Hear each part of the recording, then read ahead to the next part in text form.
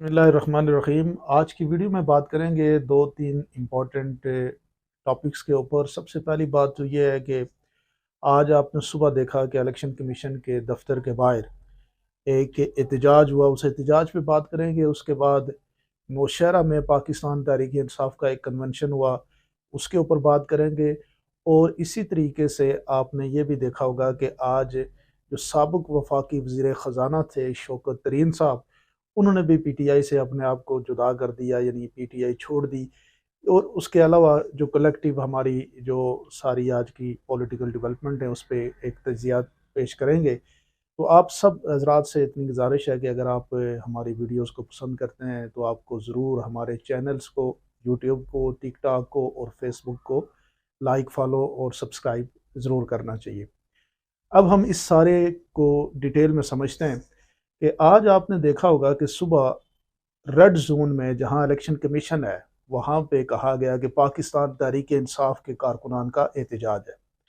आप सिर्फ इस बात को समझें कि ये जो पीटीआई की मुखालफत में लोग बैठे हुए हैं, मैं ये समझता हूँ कि पता नहीं उनके माइंड में क्या है, या माइंड उनका वर्क करता है नहीं करता, किस तरीके से वो प्लानिंग करते हैं। ये जो रेड जोन है, पीटीआई का दाखला बंद है वहां पे। पीटीआई अगर एहतजाज के लिए जाना चाहे तो रेड जोन के करीब तो 144 दफ़ा नाफिज हो जाता है।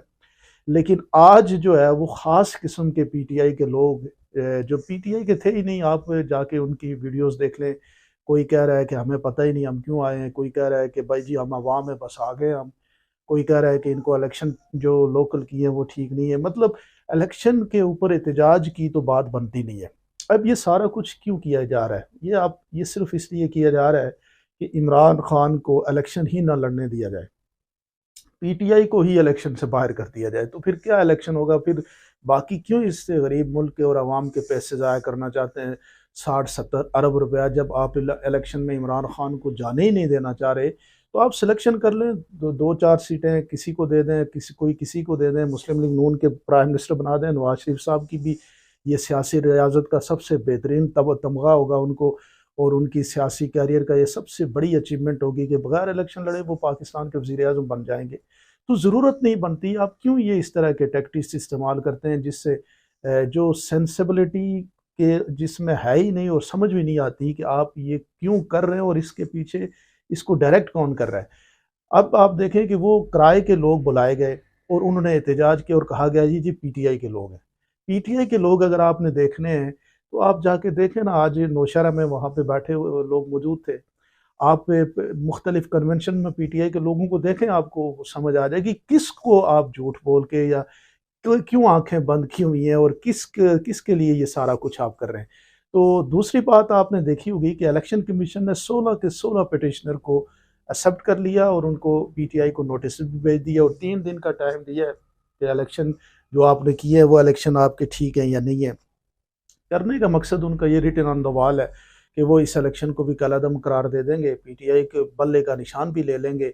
ये जो मर्जी, ये अगर पीटीआई को मुर्गी का निशान दे दे, अंडे का निशान दे दे, मैंने आपको कहा कि कोई फ़र्क नहीं पड़ना। आप देखिएगा कल वही मुर्गी, अंडा, बल्ला, गेंद कोई भी निशान हो इमरान खान के नाम पे और इमरान खान के फ़ोटो के साथ, वो निशान अगर होगा तो भाई लोग उसको वोट देंगे। ये यानी जिस तरीके जो लोग ये डॉक्टरेट करते हैं कि इस तरह अकबर एस बाबर जैसे लोग लेके आके फिर किराए के लोग ला के वहाँ पे बाहर एहतजाज करा देना। इसी तरह आपने देखा होगा अडयाला जेल के बाहर भी इसी तरह का एहतजाज हुआ, जो अलीमा खान, और अलीमा खान इनको नहीं पता कि उसका नाम क्या है।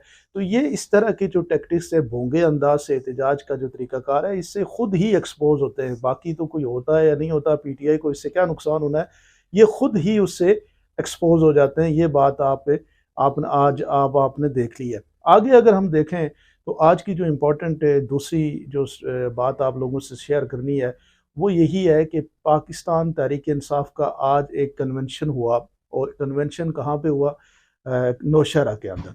और वहाँ पे ही, ये नौशहरा वही है जहाँ से परवेज़ खटक साहब जो है वो कह रहे थे कुछ अर्सा पहले कि हम पीटीआई को जो है ना, केपीके में मैं पीटीआई को ख़त्म करके दिखाऊंगा। आज की पीटीआई ने उनके अपने शहर में जिस तरह से एहतजाज की, अपना एक कन्वेंशन किया है, उसकी आप ये पिक्चर्स वगैरह देख लें। आपने सोशल मीडिया पे भी देखी होंगी कि इतनी बड़ी तादाद में लोग वहाँ पे आए और भरपूर अंदाज से उस कन्वेंशन में उन्होंने शिरकत की। तो अब ये तो साफ नज़र आ रहा है कि KPK is done to the PTI, और PTI KPK के अंदर स्वीप कर चुकी है और वो क्लीन स्वीप करेगी। कोई भी इस रैले के सामने आएगा वो भगा के ले जाएंगे उसको, क्योंकि लोगों की जो जज्बा है कन्वेंशन में जाने का और उससे एहतजाज अपना उस जलसे का, ये जलसा तो इसको नहीं कहते, जिन जलसे से भी बड़े हैं ये जो मुखालफिन हैं वो तो इतने जलसे भी नहीं कर रहे जो PTI वहाँ पे कर रही है। तो ये चीज़ें देखने से अब लगता है कि जो नेक्स्ट जो होगा पंजाब के अंदर उसको देखना पड़ेगा, और वो भी आपको मैं बता दूं, और मेरी प्रोडिक्शन और इंस्टिंक्ट फीलिंग यही है कि PTI पंजाब के अंदर इससे भी बड़े प्रोग्रामात करेगी, इससे भी बड़े कन्वेंशंस करेगी। और ये जितना कुछ भी कर रहे हैं ये अपनी सारी ये जो पॉलिटिकल गेम्स और इन मूव्स के अंदर एक चीज़ को भूल जाते हैं कि कहीं कुदरत का कानून भी है, खुदा का निज़ाम भी है, और वो भी पैरेलल चल रहा है और वही सबसे बेहतरीन निज़ाम है।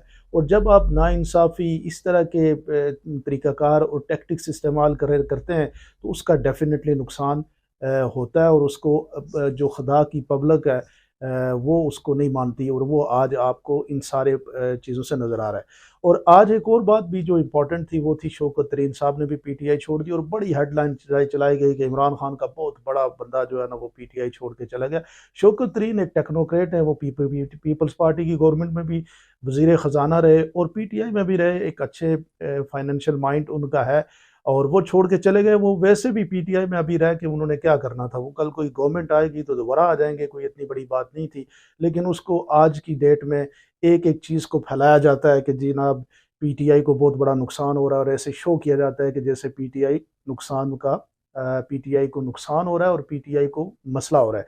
तो मैं ये समझता हूँ कि ये सारी चीज़ें अगर हम कलेक्टिव इनको देखें तो कोई इतनी बड़ी बात नहीं है। सिर्फ ये है कि PTI को रोकने वाले इदारे और पाकिस्तान के आइन और कानून और पाकिस्तान का जो बेसिक स्ट्रक्चर है वो एक्सपोज हो रहा है, PTI को क्या नुकसान हो रहा है। और आम शख्स जब ये चीज़ें देखता है तो उसको ये तकलीफ़ होती है कि ये इदारे जिनको न्यूट्रल होना चाहिए, जिनको कानून और आइन के मुताबिक मुल्क को चलाना चाहिए, वो जब किसी एक शख्स की या किसी एक पार्टी के बन जाते हैं, उसके एक पार्टी की नुमाइंदगी करने लगते हैं, तो उससे नुकसान जो है वो पूरे मुल्क का होता है। आप क्या समझते हैं ज़रूर मुझे कमेंट सेक्शन में बताइएगा। बहुत बहुत शुक्रिया जी।